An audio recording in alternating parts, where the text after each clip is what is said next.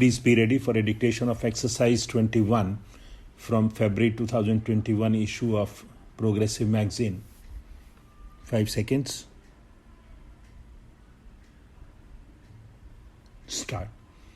It was further urged that the dictum in Coffee Board Bangalore versus Joint Commercial Tax Officer Madras is distinguishable and inapplicable to the fact situation of the present case, and more so may have no bearing after the amendment of 1976 to Section 5 by insertion of subclause 3 therein, which opens with non-obstacle clause and provides that the last sale or purchase of any goods preceding the sale or purchase occasioning the export of those goods out of the territory of India shall also be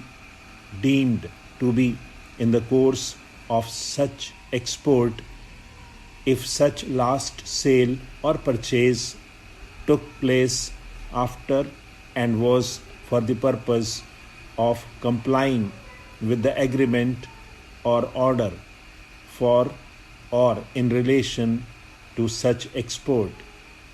Emphasis was placed on the objects and reasons of the Amendment Act. In substance, it was urged that the stated sales were in the course of import and could not be subjected to levy of sales tax by the state under the state legislation.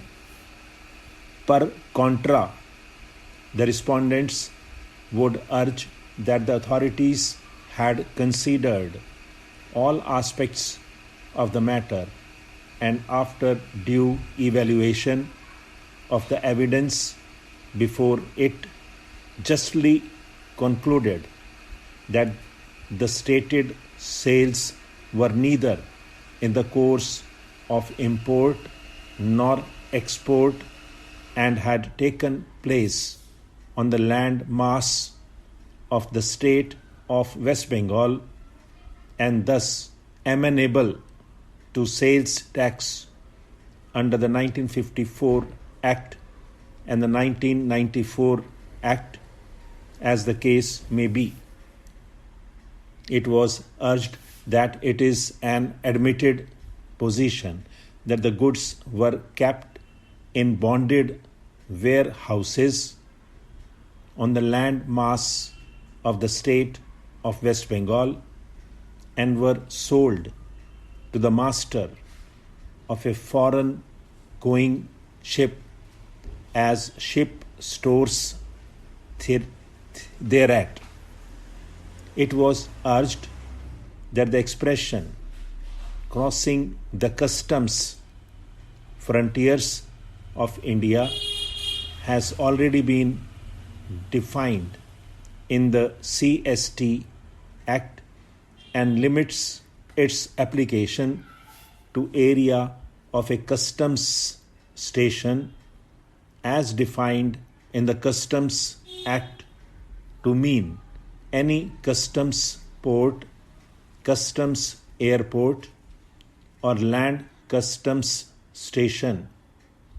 In other words, the expression crossing the customs frontiers of India is exhaustive and would not include the bonded warehouses where the stated goods were kept to be sold to the master of a foreign going ship as ship stores. It was urged that being a taxation statute, strict interpretation should be offered to this definition as expounded earlier.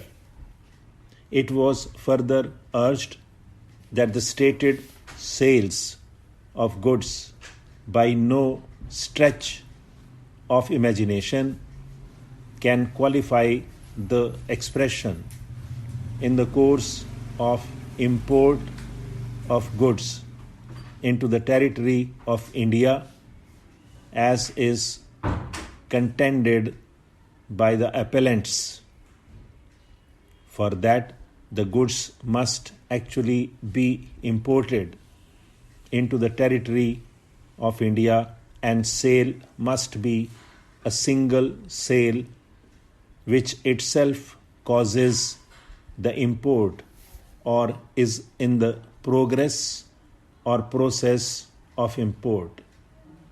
It was urged that the authorities had rightly opined that there was sale within the state of West Bengal, whilst rejecting the claim of the appellant that merely because buyer had no right to consume the goods in question before the ship had crossed the territorial waters of India, that would make no difference because the sale was complete by appropriation of the goods in the bonded warehouse itself. Similarly, the fact that customs duty was not paid on the stated goods would be of no consequence. It was urged that the appellants have for the first time raised a new plea that they had filed declaration. No such plea was taken before the concerned authority, nor any document or evidence was produced in support thereof for the relevant assessment period. The appellants, therefore, cannot be permitted to pursue this contention.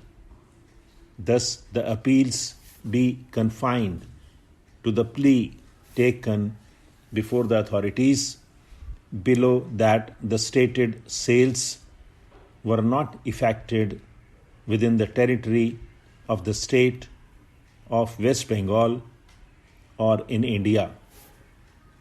The respondents have placed reliance on the decisions in Burma Shell Oil Storage and Distributing Company of India versus Commercial Tax Officer and others, Coffee Board and Madras Marine, to contend that the issue is answered against the appellants.